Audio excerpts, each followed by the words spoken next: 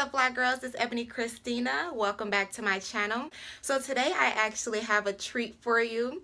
I am doing the Flight Attendant Tag, answering 14 questions all about the flight attendant lifestyle. I created this tag along with one of my fellow flight attendant YouTubers, MissKaykrizz. You're probably familiar with her, and if not, you definitely should be following her on YouTube because she makes similar flight attendant videos. So we created this tag together and came up with 14 questions that we thought would be interesting and fun to answer, that you guys would be interested in knowing about how we feel about this flight attendant life. So make sure you watch this entire video, see how I answer these questions, and then once you're done watching this video, head on over to MissKaykrizz page, watch her video, and then once this is all said and done, I will then tag 3 more flight attendants to keep it going. Thank you so much for watching, and let's get started. Number 1, how long have you been a flight attendant? So I've been a flight attendant for 2 years now. I started back in 2015. Actually, I graduated training April 4th, 2015. I started my flight attendant career as a regional flight attendant, worked regional for a year, and then I transitioned to a mainline flight attendant that I'm flying right now. So it's been a fun, exciting 2 years, and who knows where things are going to go from here. Number 2, did you always want to be a flight attendant? No, I wouldn't say I always wanted to be a flight attendant, but I did always have the desire to travel. So if you know anything about my story, then you know I was working in banking prior to being a flight attendant, and I was unhappy with what I was doing. So one day my mom actually inspired me to become a flight attendant. She had talked with a flight attendant, and this flight attendant told her all about the fabulous life of working in the sky. And then that's when I was inspired. I was like, oh, I should do that. Like, I want to travel. You know, I'm bored with what I'm doing now. I might as well take a chance and go and earn my wings and travel. So I did it. I took a chance, and that's when I became a flight attendant. And I never looked back from that day, and I'm so glad I did it. Why did you become a flight attendant? Basically, to travel. That was the only reason why I wanted to become a flight attendant, was just to get these life experiences and be able to travel the world, because that is I think one of the biggest perks of being a flight attendant is just the ability to travel anywhere in the world that we want. I mean, literally the world is our oyster and we can go anywhere. Number 4, in your opinion, what are the 3 best parts of being a flight attendant? I can't stress this enough. Number 1 is the travel. Traveling is obviously the biggest perk of being a flight attendant. I mean, that's what we all do it for. Why else would you become a flight attendant but to travel? The second perk of being a flight attendant, I would say, are the experiences that you get. Flying in the air and being in the airports all the time, you really have so many different experiences all over the world, and you meet so many amazing people from different cultures and different backgrounds than what you're used to. So I think it's a great experience to broaden your horizons, to make you more cultured, and to just give you different experiences that you wouldn't have gotten otherwise if you were just at home, you know, staying in your own city or your town and never getting out there and having these experiences. And number 3 is the freedom. I mean, there's such a big difference from working a regular 9 to 5 in an office and going home every day than working in the sky and having different layovers and not having anyone just watching you and micromanaging you all the time. I mean, you're out there in the world and you're having fun. You know, you're with your crew, you're meeting so many different cool people. I mean, it truly is an amazing feeling, and it's a certain freedom that you get, that you feel when you're a flight attendant. I mean, you don't feel like any strings are attached to you, if that makes sense. I mean, that's how I felt. Number 5, what are the 3 least favorite parts of being a flight attendant? Number 1 is your time away from your family. You know, obviously it's like a double-edged sword. I think that's how the saying goes, like a double-edged sword or double-edged knife, where, you know, you get to travel and you have all this freedom, but then in traveling and being away all the time, you're away from some of the people that you love most. So that's definitely one of the downfalls, or my least favorite parts of being a flight attendant, is being away from my friends, my family, my loved ones. You know, sometimes as a flight attendant, you know, we definitely do miss holidays. You can miss important family events or functions, parties, because you're away traveling. So definitely the time away is one of the my least favorite parts of being a flight attendant. But as a flight attendant, you know, our lifestyle is a little unstable because things just can happen, you know, at a whim. You're here one day and you're in another place the next day, and then it's like when you get home and you're able to enjoy the weekend and your off days with your family, by the time you really start to relax and kick back, it's time to pack up and fly again. So that's another one of my least favorite parts. It's being unstable and always being on the go at all times. living out of a suitcase. Number 3, I would say, is being alone. The loneliness that we feel as flight attendants is normal. It's a normal part of our job. It comes with the job description because we spend a lot of time in hotel rooms, and hotels are great. They're nice, they're luxurious, they're very posh and comfortable, until they're not. So, no matter how great your hotel room is, if you're in different hotel rooms every night and you're by yourself, there is this loneliness that tends to creep up on you and kind of tries to overcome you. Like, you have this period of time where, like, for a few nights, you're like, I don't want to be here by myself. I wish I had my boyfriend. I don't want to be alone, And then it goes away, and then, like, you're like this amazing scene, you're like jumping on a bed, you're like, oh my God, I'm a flight attendant, this is amazing. So it just, you just have your nights, and it's just like it's an up and down roller coaster of emotions. They come, they go.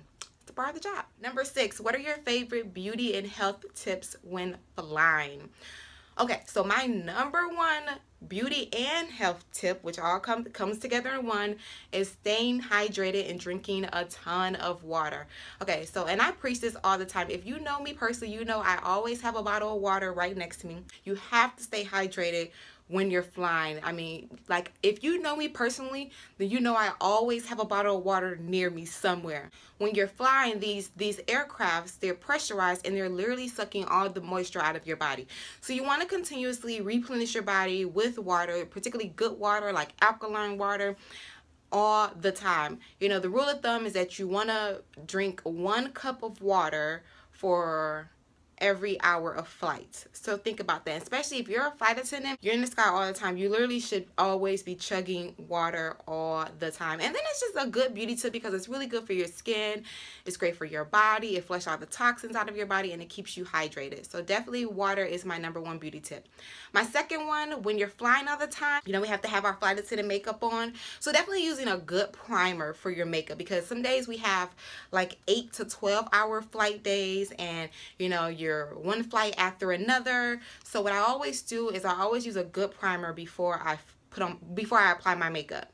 And what that does is just allows my makeup to go on smoothly and to last throughout the day. So by the time I have my last flight, my makeup is all still there. It hasn't just melted off my face, and I still look good with just a little blotting throughout the day for like oily skin or anything like that. But definitely having a great primer is going to be important. Number 7, what is the toughest thing about training? Whew, what isn't tough about training is the real question. Okay, so training with this in itself is a very intense process. I mean, you literally are going to experience every emotion imaginable. I mean, I went through, like, I was happy, excited, I was scared, I was nervous. Oh my God, my nerves were all over the place. I mean, oh my God, you go through so much terror through training because it's a really intense program. However, I would say for me, the toughest part is the testing. I'm not even talking about like the book test. I do pretty well with book exams because I'm pretty good at studying and I'm a nerd. I like to study and learn stuff. Don't worry about it. It's just who I am. But the hardest part for me were the live drills. So like the plane evacuations, operating the doors, doing all these mock drills. That's the toughest part for me because I'm like a shy person. Like when I'm around a group of people, because your entire class is there watching you as you're performing these functions. And although your classmates, they're rooting you on, but just having them there is a little nerve-wracking, and then you're trying to remember your steps and everything you're supposed to do. You got this instructor there with their checklist, like, is she doing this? Is she doing that? I mean, it's really nerve-wracking, and your heart is beating so fast because you don't want to mess up because it's a pass or fail situation. So definitely like the live exams, the live tests were pretty terrifying to me. But then for a lot of people, just the written exams, taking so many exams, I mean like multiple exams in a week, is really tough, and it's just a lot of pressure, and it's like gives you a lot of anxiety. So definitely the testing and training is what I consider the toughest part. Number 8, how do you balance work and relationships? I feel like one of the main ways that I was able to kind of easily balance those two worlds, my work life and my family life and, relationships, is having people around me who are supportive. Because everyone knows, the desire that I always have to travel. Everyone knows that Ebony's like ambitious and crazy, and she's always going to try something new, and, she's going to do what she want to do anyway. So I have a lot of people around me, from my parents, my boyfriend, my best friends, my siblings, everybody, who just support me, and they just support what I do. do, they don't hold it over my head. So I think the easiest way to balance it is to maybe first have people in your life who are supportive, which I am blessed to have very supportive people in my life. And number two is just prioritizing time, prioritizing, you know, things that matter. You know, people make time for what they want to make time for. So if you need to make time, or if, you know, your significant other is a priority, you're going to make that a priority. If, you know, spending time with your friends and your family is a priority, then you're gonna prioritize it. And that's what I learned to do, to balance these two things. But it's definitely like a struggle until you kind of learn how to do it and then not feel guilty about the time that you can't spend with the people that you love most. Number 9, if you weren't a flight attendant, what would you be doing? If I wasn't a flight attendant, I would probably be still working in my old industry, which was the financial industry. Because if you know my story, you know that I was a banker before this. Yeah, exciting job, right? I was a banker before this, and I was doing pretty well. So I think by now I probably would have gotten promoted to like a financial advisor position or something, probably be investing people money. And that's what I'd be doing right now. I'd be a financial advisor, and I'd be working with money and wearing a suit to work every day. And yeah. Number 10, what is your favorite layover? I have a few of them. My favorite layovers. Some of my favorite layovers are New Orleans. I know that sounds random, but New Orleans has always been one of my favorite layovers because you can go down there, you can get some good food, and then you can spend your night acting crazy on Bourbon Street. Well, anywhere in Florida, whether it's Miami, West Palm Beach, Orlando. I mean, I don't care. Anywhere in Florida is always a great layover because, you know, it's usually near the beach, and the weather is always good. So it's usually always good. So anywhere in Florida, you can send me there. California, I love going to California. One of my newest favorite layovers in California has been San Diego. We have a good layover in San Diego, right in Little Italy. International is always a good time. Like, I don't usually like flying international a lot, but international, when you get one every once in a while, they pop one on your schedule, and crew schedule, and hooks you up.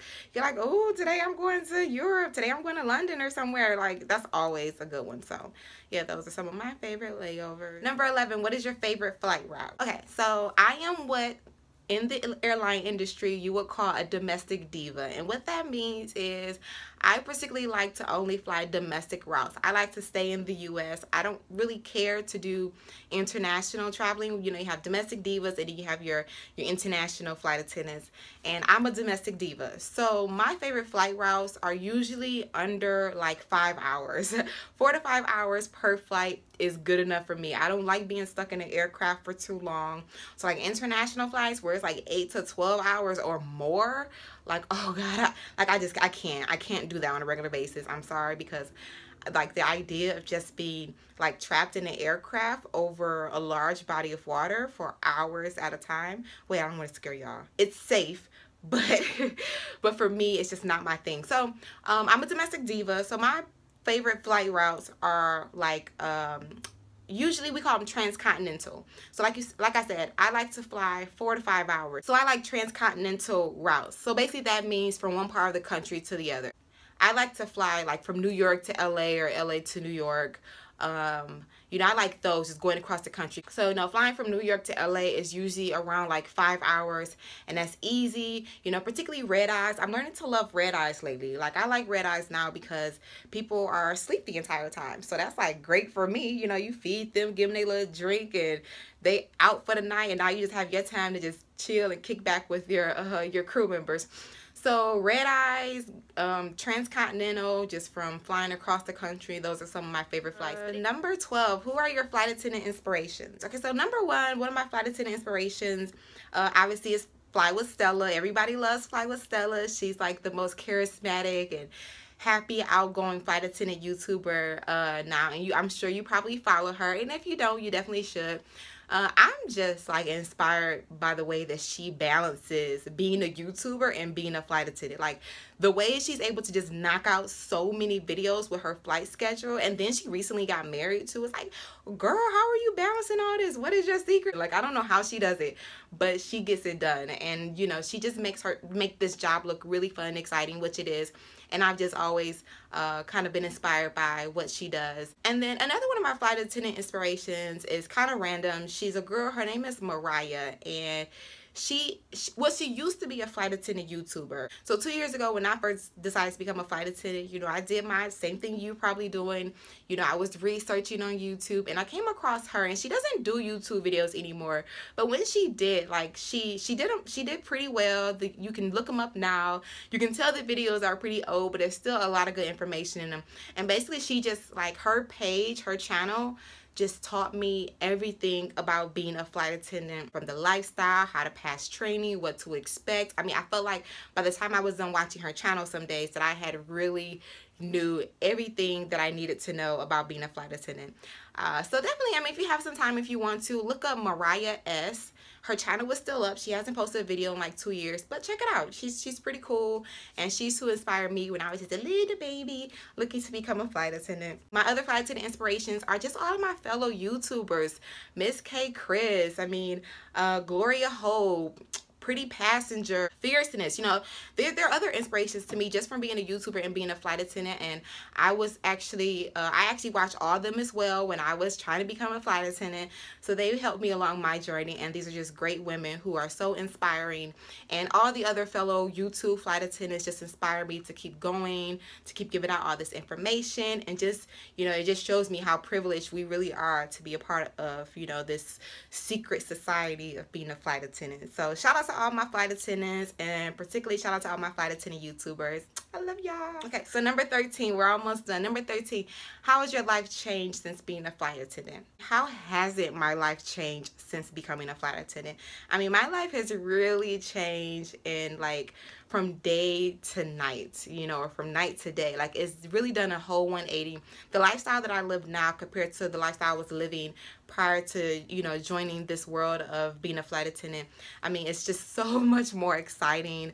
So many opportunities and doors have opened up for me. I have seen places that I never even dreamt of seeing. I have become friends with some amazing people that I would not know outside of, you know, this experience of being a flight attendant. I mean, even just being able to even create this channel and talk about my experiences, it's like something I had never really dreamed of. And like, this came along from becoming a flight attendant. I have been able to also give my family this same privilege and freedom of being able to travel the world. So that is like a great feeling within itself. Like, I mean, my being a flight attendant has really broadened my horizons, and it's really opened my eyes, and it's allowed me to grow. Because when you travel that much as flight attendants do, when you travel as much as we do, and you meet as many type of different people, I mean, we meet thousands of people, you know, in a day, you know. So when you travel that much, you have that much exposure, you know, there's no way you can't grow from these experiences. Like, you must grow. It's inevitable that you're gonna grow, and grow in some of the most amazing ways. Had I known that my life would be this amazing, and I'm not saying that it's perfect, being a flight attendant isn't perfect. I have my days. Every dog has his days. There are days when I'm just like, why am I doing this? But more often than not, like, I am truly grateful for this world, this flight attendant life and this flight attendant world, because it's made me just even believe in myself. If you want to just like shake your life up and just like experience something totally different than what you're used to, become a flight attendant. It would definitely give you that experience. Lastly, we are on number 14. Thank you so much for sticking around and watching this video. What is your advice to anyone looking to become a flight attendant? My advice to anyone looking to become a flight attendant, if that's you, is to do it. Go ahead and apply and just do it. And, you know, don't think about how long the process is going to be. Don't think about, you know, how difficult the process may be, or, you know, how am I going to pay for my lifestyle, or, you know, what about this and what about that? And, you know, don't start talking yourself out of it. If you have that feeling in your heart that you feel like this is what you're supposed to be doing or what you really want to do, put the application in and just do it. Because if you kind of, you know, if you start to think about too many fears, you're going to end up just like talking yourself out of it. Your brain is going to trick you, and you're going to talk yourself out of it. So anybody looking to become a flight attendant, number one, just do it. Number two, on this journey to become a flight attendant, you have to stay persistent. You got to stay dedicated, because it is very likely you may get turned down by your first airline, but you can't let that discourage you. If you really want to become a flight attendant, you got to continue to keep applying and putting your applications.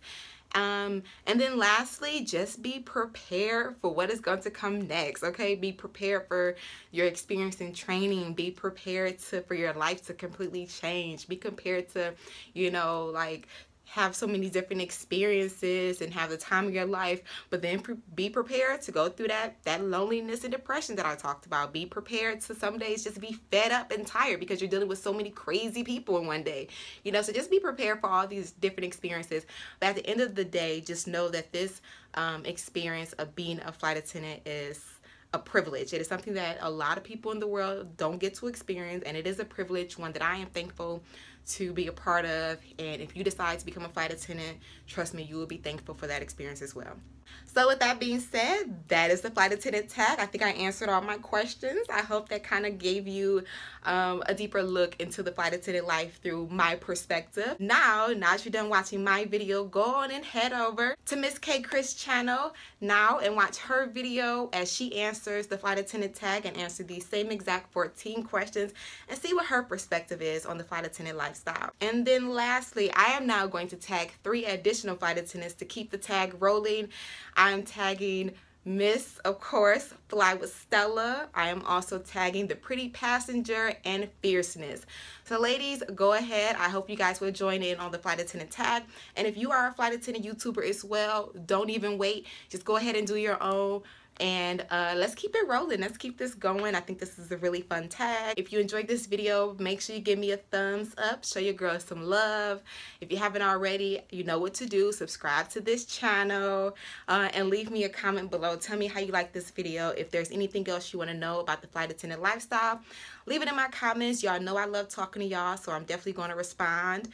And okay, now go over to MissKaykrizz channel. She's waiting for you. She's waiting for you. Going over there, girl. All right, see y'all later. Mwah.